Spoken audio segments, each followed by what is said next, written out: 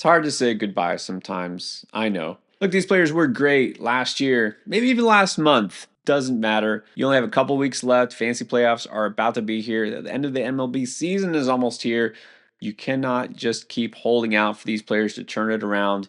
Here are five players I think you're just going to have to cut. Now, I know we were all super excited to see Spencer Strider coming back strong from Tommy John surgery, and the hype got a little out of control right before draft season. And look, it looked like a great pick because he came back right away. He was striking guys out, looked like the same guy for a little bit. Some ups and downs. Okay, sure, that's to be expected.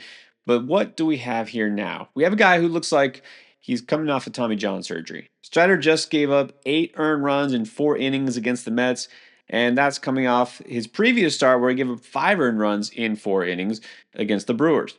Tough matchups, sure, but come on. 8 runs, 5 runs, that's not good for any pitcher. It's not acceptable for somebody in your fantasy playoffs. You can't have that going on. So, a blip in the road, maybe, right? I always say it. Every pitcher has a bad start or two. Even the best pitchers will have games like this, but we have clear reason to worry about Strider. And it isn't just last year's injury. What we've seen this year, which really shouldn't be surprising, is a drop in velocity. Right, this is a guy who normally hits 98 on the four seamer. This year, that fastball is now averaging 95.6 miles per hour. He's still getting it done with a slider. In fact, the slider has been just as effective as ever. Got a 195 expected batting average against, but the fastball, about a 297 expected batting average. And that's a problem because this guy leads with the fastball more than half of the time. He's throwing the four seamer, and it's just not going to cut it. So now the inevitable question comes: is he fading? Right? Is he just not going to be the same pitcher this season till he gets another offseason to rest and remove himself from that surgery?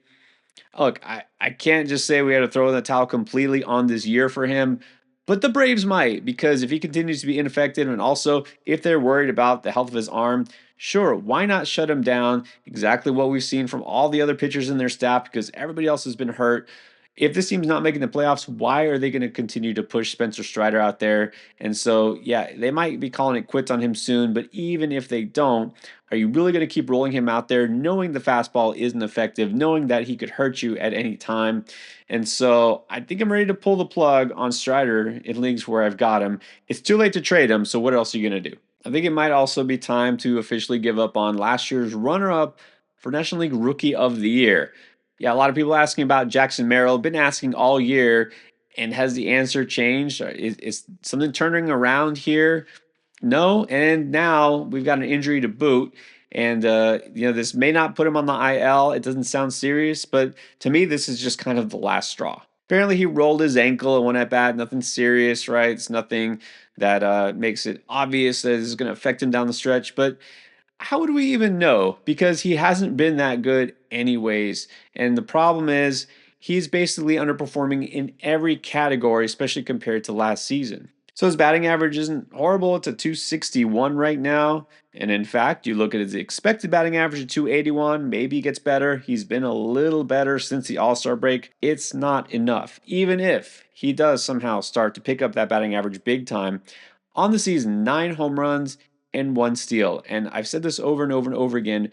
What happened to the speed? He still is pretty fast. He could steal bases hypothetically. He just hasn't even tried. 1 steal on the entire season. He had 16 last year. It's kind of odd too because the Padres are kind of middle of the road in terms of stolen base attempts, and it's pretty much the same as last year, right? They're not doing anything more or less in terms of running. They're not a run happy team anymore, but still, it's just mind boggling to me. I've said it before too. Merrill has some power, but he's not really a power hitter. He's not all of a sudden going to be a guy that just catches up and gets you to 20 homers this year. It's just not happening. He will not binge on power. He's got a 35th percentile hard hit percentage this year.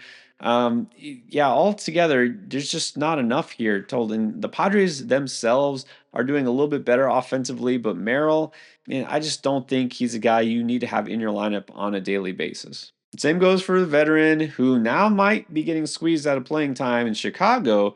It's the Cubs and Ian Happ. Now, I realize that with Owen Cassidy coming up, it doesn't mean he's staying up, right? The timing, it just might be one of these things where they have him up for his cup of coffee a little early, send him back down. But what if Cassie hits and Ian Happ continues to not hit? Because Happ has been pretty cold along with pretty much all the rest of the Cubs, other than Matt Shaw.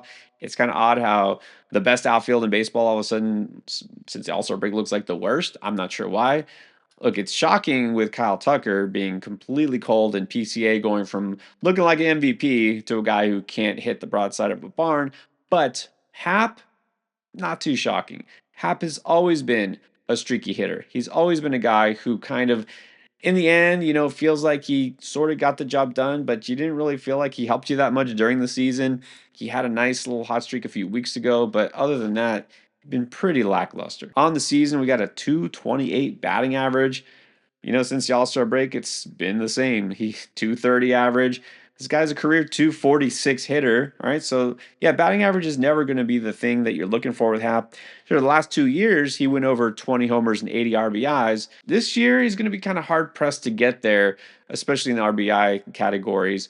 But look, all told, I just feel like this is something that is going to be a concern because if he does start to lose at bats, he just loses his appeal, which is the fact that he accumulates counting stats over the long run.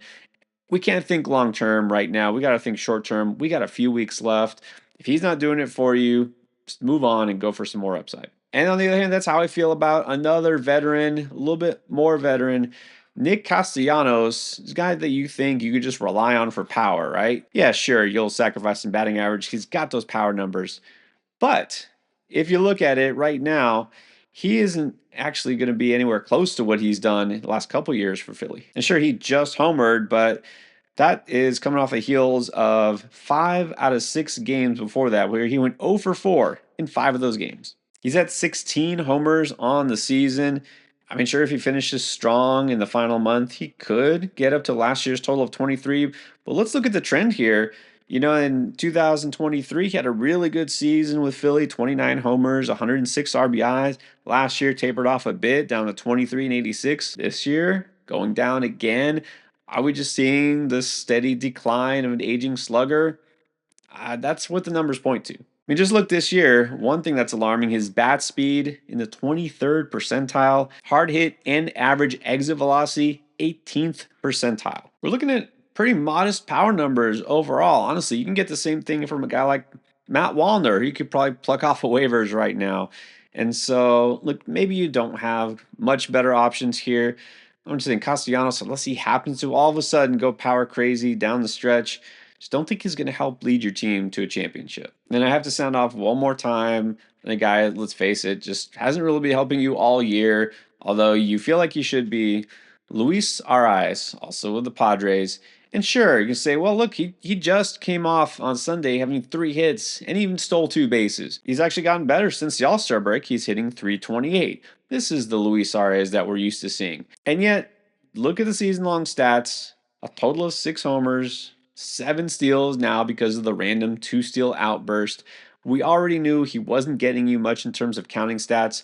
So what happens? You have to have a guy who's hitting not just 300, but well over 300. He's got to be among the league leaders, and he's not. I'll tell you what, this batting average he's got now, which is getting close, creeping up there, 291. Look, I don't care if he hits 330, 340 by the time season's end. Give me a guy like Luke Keyshaw or Matt Shaw who can actually help me in the other categories instead. You need upside. Like, those are 5 veterans. I think you just need to cut, move on, start picking up some players who can help you win. If you missed this week's waiver wire, some players that I think you should actually add, we'll check it out.